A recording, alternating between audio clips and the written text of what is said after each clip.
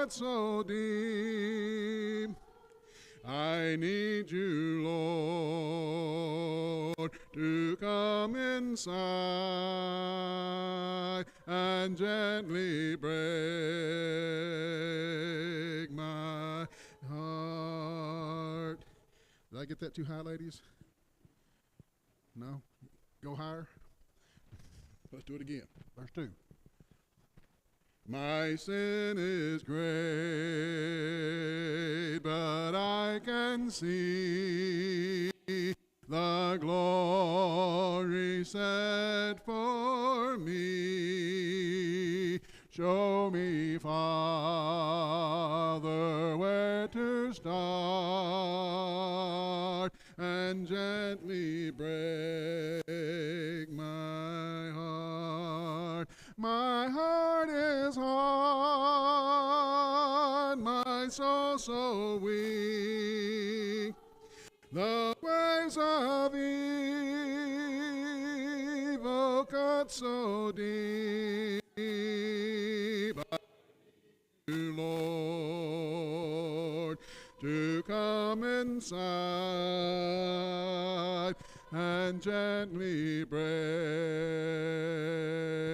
my heart. Apparently, I need to go back to Bible camp to learn how to sing that song, but I think most of us got the point. What's the idea behind the song? Humility. Say it again. Did you say something, Kevin? Breaking our hearts. Somebody said something. He died for us? Is that what you said?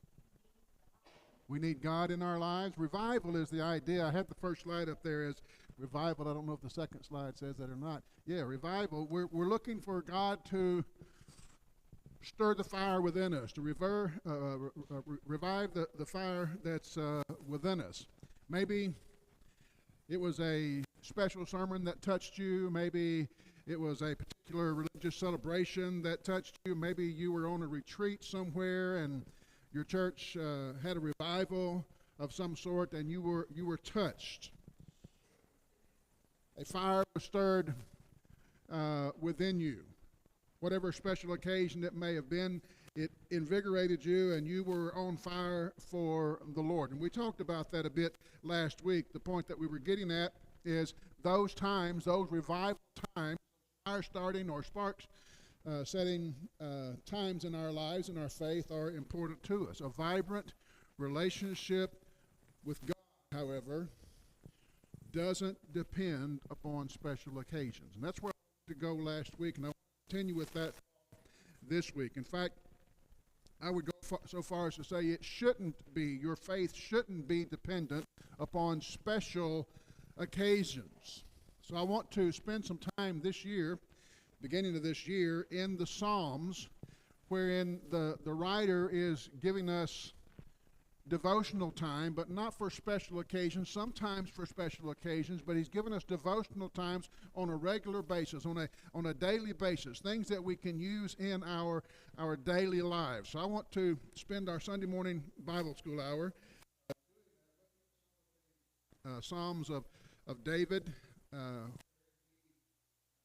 Encourages us, again, not just on special occasions, sometimes on special occasions, but he encourages us to spend time in devotion to God on regular occasions. And I hope that we can come away with the idea that I can be a spiritual person with a vibrant relationship with God on an everyday basis. I believe we need a passionate relationship with God. And I hope you believe that too. And I hope that our vibrant or passionate relationship with God is not held just for a Sunday morning Bible class or a Sunday morning sermon or a special religious holiday throughout the year. Our relationship with God can be aided by a special sermon or a special program or a special holiday, but a passionate relationship with God is something that we need 24/7. And we should not be dependent upon special occasions or special sermons or special events. Our young people, next month, I guess it is, they're going to CYC. That will be a special occasion for them. It will be an exciting time for them, a time of spiritual encouragement, a time of spiritual enthusiasm. And I think times like that are important for our young people. They're important for all of us. When they get there, they'll hear very powerful lessons that men have worked on to deliver to young people, especially for young people.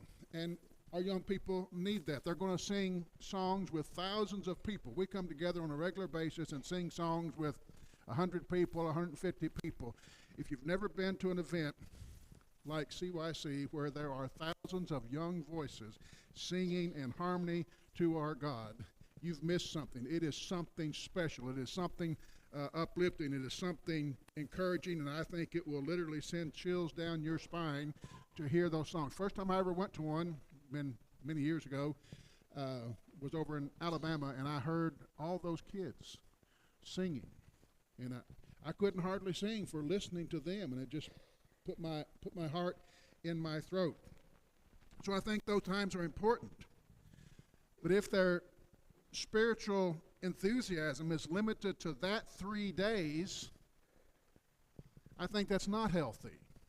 If we only have that spiritual enthusiasm for 3 days out of the year, what's going to happen to their overall spiritual health? If they only commit or are enthused 3 days out of the year, what's going to happen to their overall spiritual health?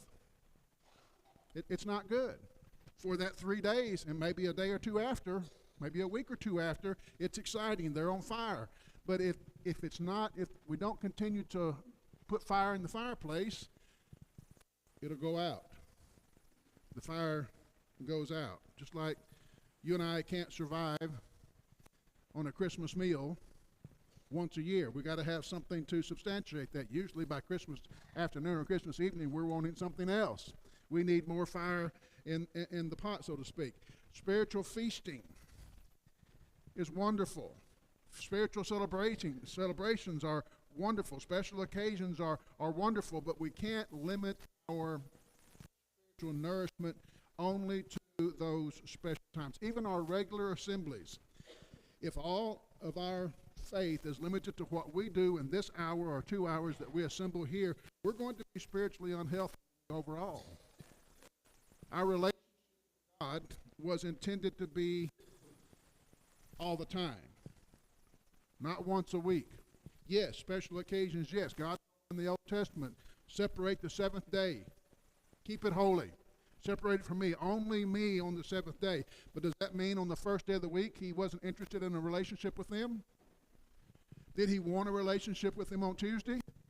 Did he want them to live godly and holily in a holy way on Tuesday? Yes. But he wanted them to separate the seventh day especially to keep it holy. But it wasn't only the seventh day that they were to be holy or to have a relationship with God.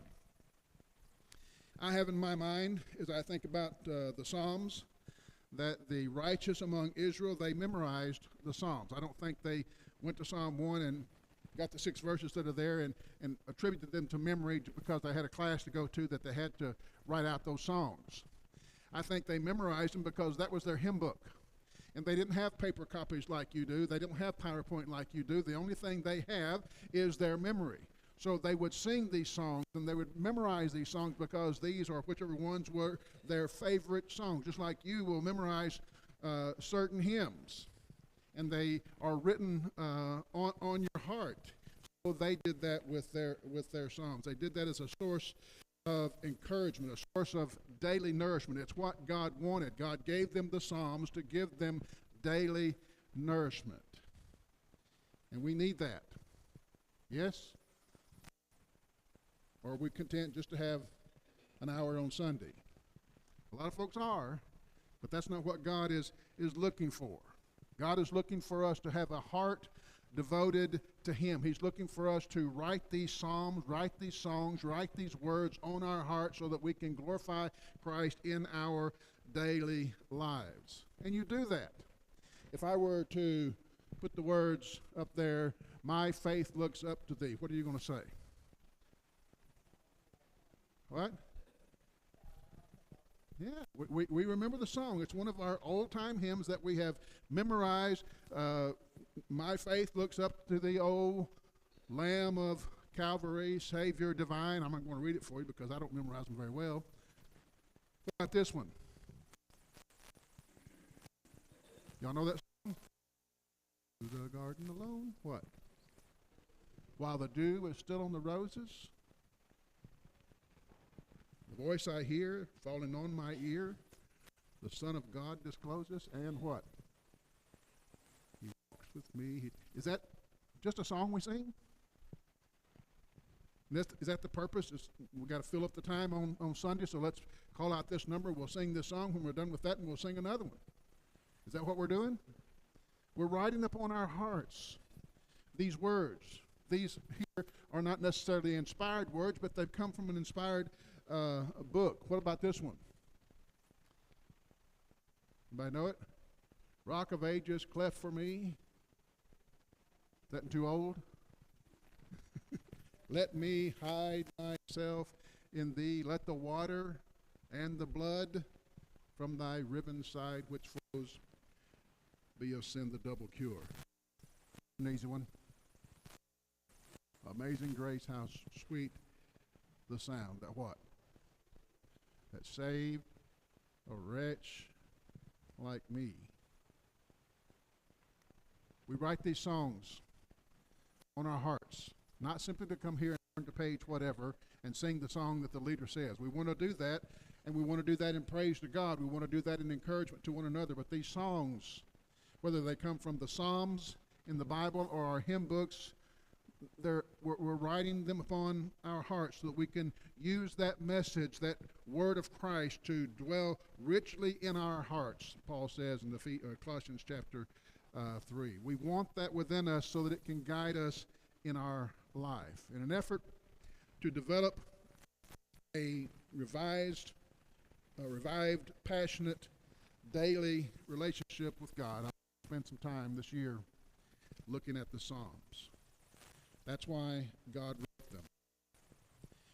I'm not asking you to memorize these 4,000-year-old Psalms, but I think it's not a bad idea. Not just to have a memory verse to quote in Bible class, but to write this message. There's a message there for you from God that He wants written upon your heart. And I hope as we look at some of these Psalms, we'll have a greater appreciation for the truths that they teach. Truths that we are to write on our hearts. Truths that by which we are to be nourished, not just on Sunday, but in our daily lives. As we begin, I want to be reminded of the author of many of these Psalms. He's David. King David, we call him. And when we mention King David in association with the Bible, a lot of different pictures come to our minds. What do you think about what do you associate with when you think of David?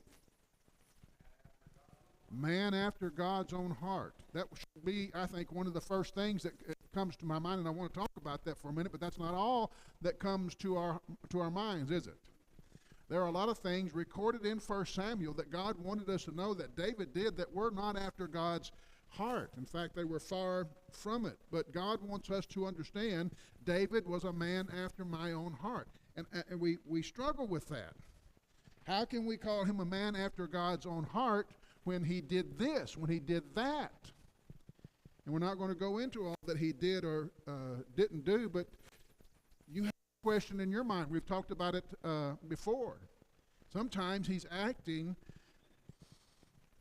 like anything but a man after God's own heart. There are special occasion psalms that we'll read, not in this particular study, but you can read them in the scriptures. But there are many psalms that are going to show us situations wherein David was reflecting on a daily relationship with God. He was asking for a daily relationship with God. He could see, David was smart enough that he could see that he stumbled. Sometimes he didn't stumble, he jumped. I mean, he just fell flat out.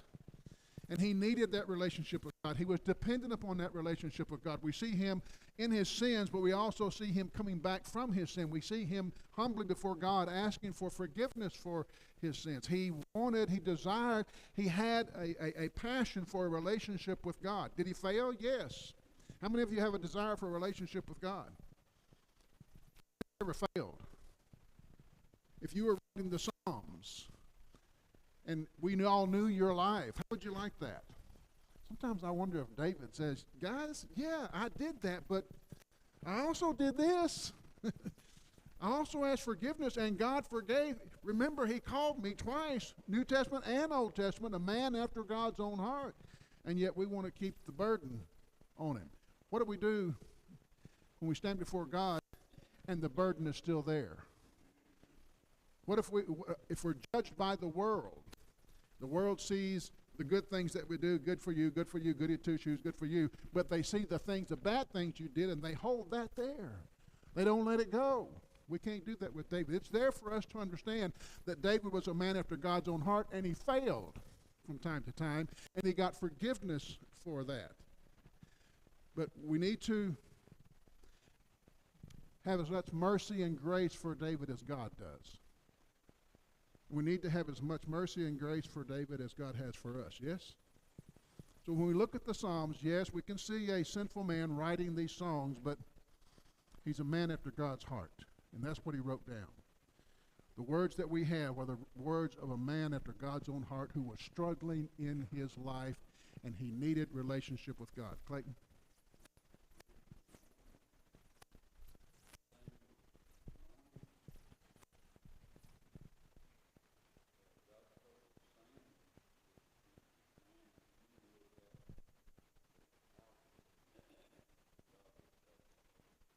That's right.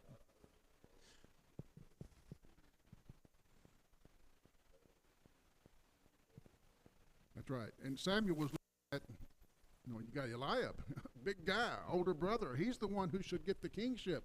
And God said, no, that's not what I'm looking for. Nothing wrong being a big guy, being the oldest brother, but David had something in his heart that God wanted Samuel to see. And when we read the Psalms, yes, you can remember that he did that with Bathsheba. Yes, you can remember what he did to Uriah. Yes, you can remember the bad things that David did. He lied, he cheated, he did some terrible things. But you need to remember that God forgave David when David repented of his sin. When Nathan called him out and said, you are the man, David was broken.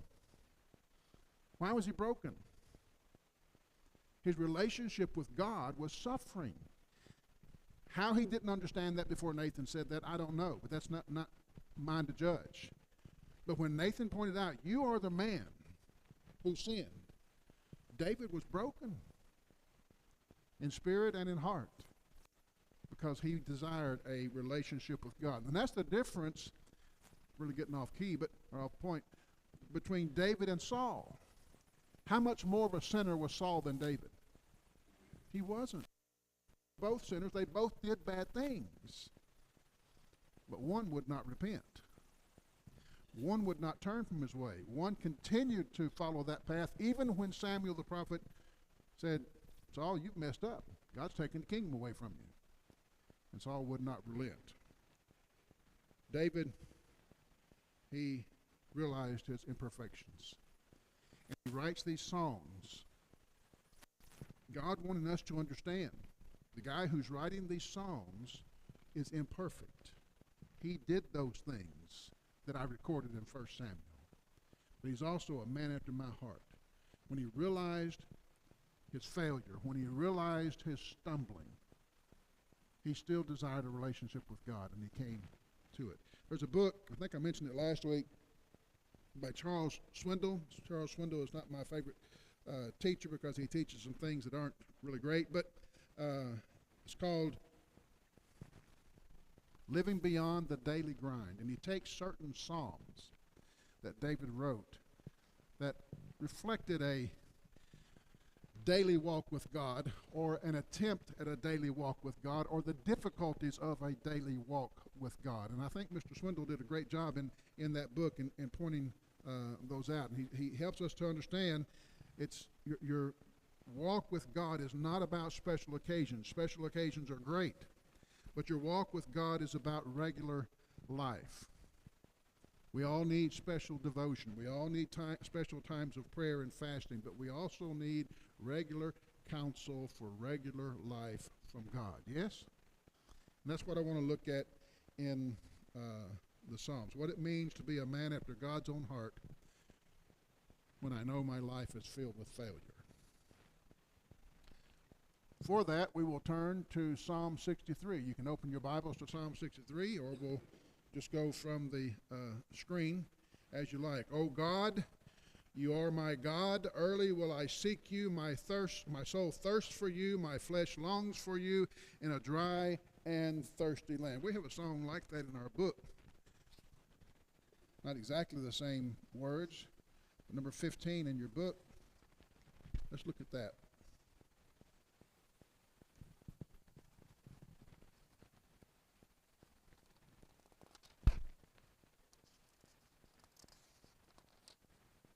O God, you are my God, and I will ever praise you.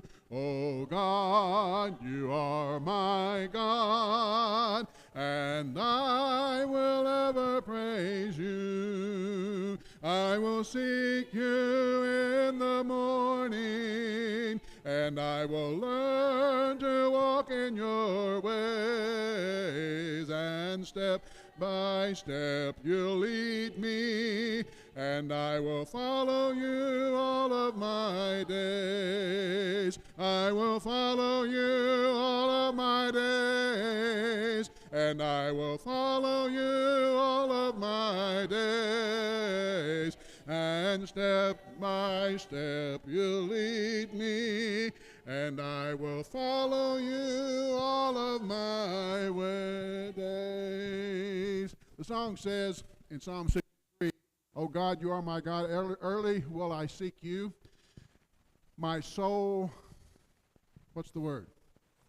Thirsts for you. How do we use that word thirst in this context as a metaphor or analogy, however you might describe that word? How do we use that word? What's that thought? My soul thirsts for you. Say it again. Longing for, my soul longs for you. How you doing, Took? My soul thirsts for you. My soul longs for you. Is that you? Early in the morning, I seek you. My soul longs for you. My soul thirsts for you. Can you thirst for something that's non-essential? I went to Cusinelli's last week. You ever been to Cusinelli's Pizza? No? You people live in Blue Ridge and you've never been to Cusinelli's Pizza? One person back here has been, but she can't eat it because she doesn't eat pork. And they have pork on that pizza. I got there and I kicked the habit of sweet tea and sodas years ago. Occasionally I'll have a soda with the pizza, but for the most part I drink water. I like water, so it's not a problem.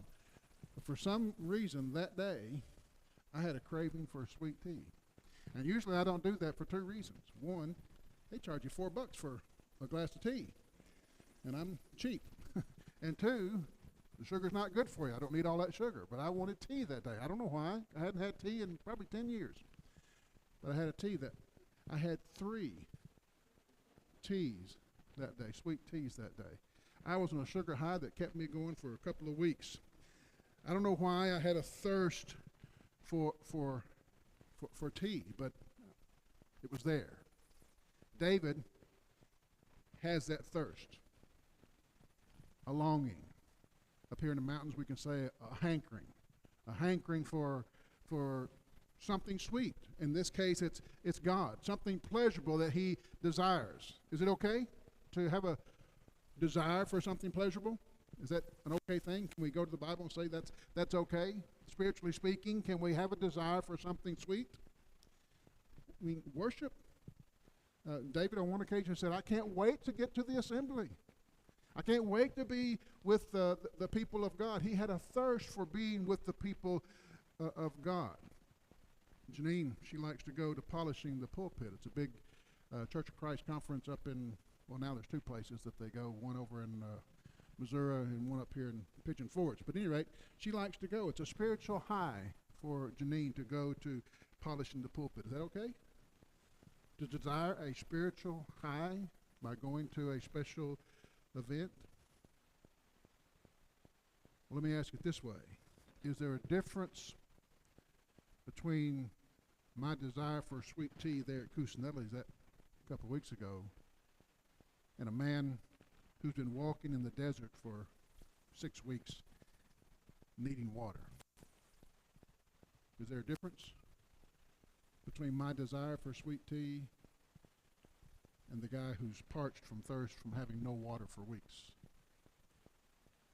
Real thirst. Contrary to David Crawford, it doesn't call for a Coke. Real thirst is for something more essential. Real thirst for survival, for health. And Coke generally is not that. Or Southern sweet tea is not necessarily good for our health. Good, but not necessarily good for our health. I want to go back to that thought that while it's pleasurable, good to have a pleasurable desire for God, a spiritual high to go off on a weekend or even a 40-day fast can be spiritually rejuvenating. To my mind, what David's talking about here in Psalm 63 is a daily desire. When I get up, first thing, I'm missing God. I want God. This is deeper than a pleasurable sweet tea desire. This is David understands my relationship with God is life-sustaining. And so he says, when I get up in the morning, I thirst for God. If you look at your Bibles, if you have in the Psalms titles of the Psalms, those titles that you find written at the top of verse of each psalm, they're man-made. They're not inspired by God. They were placed there by some scribe or some prophet or whatever, but they were added later on to give us an idea about what the psalm is about. And the one on this particular psalm says, in the desert, in the wilderness of Judah. When you think of the wilderness of Judah, what do you think of? When I was a kid and I heard the word wilderness, I'm thinking jungles. That I was wrong, but that's what I'm thinking. That's what wilderness meant in my mind. But wilderness of Judea. Anybody ever been there? It's hot rocks and sand. That's it. You might find a stream every once in a while. If it rains up in the mountains, you'll get a gushing stream every once in a while. But for the most part, wilderness of Judea is hot rocks and sand. Rock so hot you can cook your meal on it. In fact, people often do cook their meal on the rocks. And it's in that kind of environment that David is bringing to mind thirst. If you are in that kind of environment and you have a thirst for water, how strong is that thirst? When you come in the house, you go get you a bottle of water, turn on the faucet, it's available to you. You don't always have a strong thirst because you so easily quench that thirst. David's talking about a place where it's not so easily quenched. Day-to-day life, a thirst for God is not so easily quenched. We have to put an effort into it. We have to seek God out. We have to seek out the way to find or to refresh ourselves, to quench that thirst. And it's something not simply desired, but needed. If you don't get the water, in this case, if you're in the wilderness, if you don't get the literal water, what's going to happen to you? You're going to die. And what David's talking about here, if you don't quench the thirst, what's going to happen? We're not talking about spiritual. if you don't quench the spiritual thirst, if you don't have that relationship with God on a regular daily basis, on an early daily basis, if you don't quench that thirst, what's going to happen? Compare the analogy, desert and desert spiritually. Somebody said something. We're going to be separated from God. We're going to be malnourished spiritually. Not to say that we don't have a spiritual notion about us, but we're going to be malnourished. Feed that spiritual hunger that Jesus talks about in Matthew 5. If we don't feed that spiritual thirst or quench that spiritual thirst that Jesus talks about, we're going to be malnourished. Once a week is simply not enough. Once a year, 3-day event is simply not enough. Once a year with a big gathering of Christians, great, wonderful, and it's a great asset to your faith, but if that's all there is, it's not enough. You're going to starve spiritually. If I go into the kitchen, I've watched TV for a couple hours and getting ready to go to bed, make the terrible mistake of going in the kitchen. Am I hungry? Probably not. I've had my 3 squares for the day, but it's a habit, a bad habit. And what do we call that when you go into the kitchen at 10 o'clock at night and you open the fridge or open the cabinet? What do you call that? Grazing. It's not something you need. You're fixing to go to bed, and whatever you eat, whatever you consume, is just going to stay there on you. But grazing is what we do. We see a fig in the cabinet. We eat it. We don't need that fig at 10 o'clock at night. We see a strawberry in the refrigerator, and no, I don't see figs and strawberries in my refrigerators very often. But when we see those things, the little Debbie cake, boy, that's good at 10 o'clock at night for you. I don't want to step on any toes, but no, it's not good for you. It looks good, but are you hungry? No, that's not hunger. That's grazing. That's not thirst. I don't know what you'd call that in that sense, comparing it to thirst. But it's not, I got to have it because I want it, but it's not something that you need. You've seen young people who, and maybe you were one, I was, were forced to go to church. You weren't asked, are you going to church today? You were going to church today. You were going to church today. You were going to sit on that pew, and if you didn't act right, your mom was going to sit behind you and thump your ear. That's the way it was when I came up. And if thumping the ear didn't work, it got worse. But you've seen the faces of the young people who, they're going to church because they have to, and when they're at church because they have to, what do they look like? They look hungry for God? No. And it's not just young people. I blame young people sometimes, but it's not just young people. You can see it in adults who come to church because it's their regular, accustomed thing to do on Sunday morning, but when they get there, they're not hungry for God. They're waiting for the clock to click such and such time so we can go home or go to the restaurant or whatever. They're not hungry for God, and it shows in our faces. David's talking about a spiritual hunger here. A passion, a desire, a thirst for God. A thirst that is, if it's not quenched, the spiritual person will be malnourished. I apologize for the picture. It's a horrible picture of a horrible thing in our world, hunger. But looking at the picture, can this child in that condition be a productive part of society? No. Something's wrong. By purpose, by culture, by whatever is the means, he's malnourished. He's weak.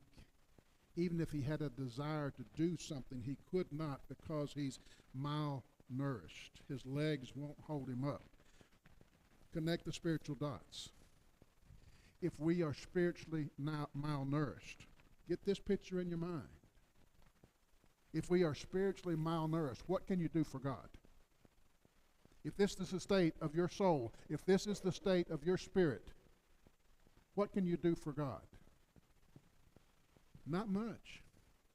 Not that you don't have a desire to, but you are not nourished. You don't have the strength. You don't have the spiritual capabilities to do anything for God because you have let your body, and this is not something that he did, the child did, but spiritually malnourishment is what we do to ourselves.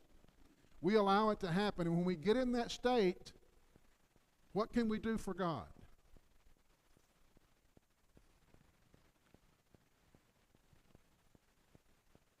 It's a sad story, isn't it? And if we look at the church as a whole for 2,000 years, there's a lot we haven't done for God. Is it because God hasn't given us opportunity? In the 2,000 years since our Lord, has God given us opportunity to glorify his name as a church, as a person, as a people? And yet oftentimes he's not. There's a work to do. Work on every hand, the old song says, but we don't do it. Why? Because we don't want to do it? No, I don't think that's it. I think it's we don't have the ability to do it because we have allowed ourselves to be spiritually malnourished. We don't have a craving for God. We have a craving for religion, and we come and do our religious things on a regular basis, once a week, twice a week, 3 times a week, whatever it is. But is the craving for God? Are we feeding ourselves? That thirst that's there, that spiritual thirst that's there, are we allowing it to be quenched with the words of God? That's what this song is about. David in his daily life, sometimes he struggled in his relationship with God, and he says, I thirst. If a guy, woman, guy, child, whoever, comes to God, comes to a realization that his soul is spiritually deprived, he comes to God and says, I thirst. What's God going to do? Sorry, bud. Can't help you. What's God going to do? In the wilderness, in a dry and thirsty land, when the people thirsted, what did God do? Speak to the rock, Moses, and it gushed out water that quenched the thirst of millions of people there in the desert. God is going to quench your thirst. He's ready and willing with buckets and buckets and buckets of water to quench your thirst. But you've got to acknowledge the thirst. Sodas and sweet tea and junk food, not going to fill it. We need a thirst for God. Early in the morning, a thirst for God.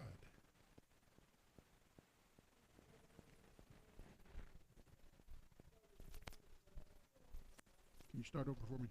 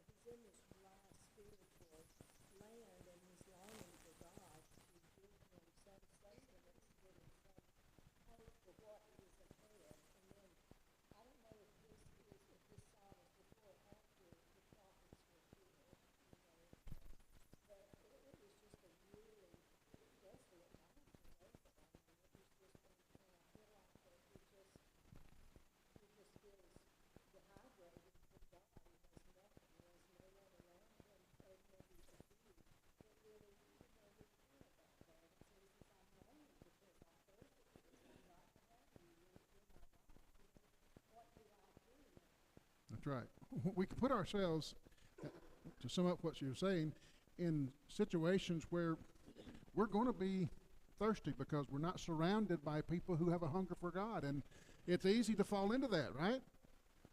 When you're surrounded with people who are not thirsty for God and not hungry for God, it's easy to fall into their routines of not filling yourselves with things that aren't necessary spiritually. And David was feeling that. At some point, at whatever point he was feeling that thirst. He was feeling that spiritual being parched, and he's craving for it. 4,000 years later, 3,500 years later, this song is in our Bibles for us. It's not just about David and King with dealing with the king of Moab. It's about us in our daily grind. If we're honest enough to acknowledge it, we know that we put ourselves in positions where there is no sustenance that will help us spiritually. And when we feel that, when we see that, what do we do? That's the question, is what do we do when we recognize I'm spiritually parched? Where do we go? It needs to be to God. Not to the things of the world, the ways of the world. They're not going to feed that thirst or quench that thirst. It's to God. And special occasions, I don't want to take away from special occasions and things of that nature, spiritually speaking, but that's not enough. Even Sunday morning is not enough. It's a daily discipline, daily desire. You don't only hunger physically once a week. Every day you get out of bed, what are you looking for? Something to sustain you, something to quench the thirst, something to get you going.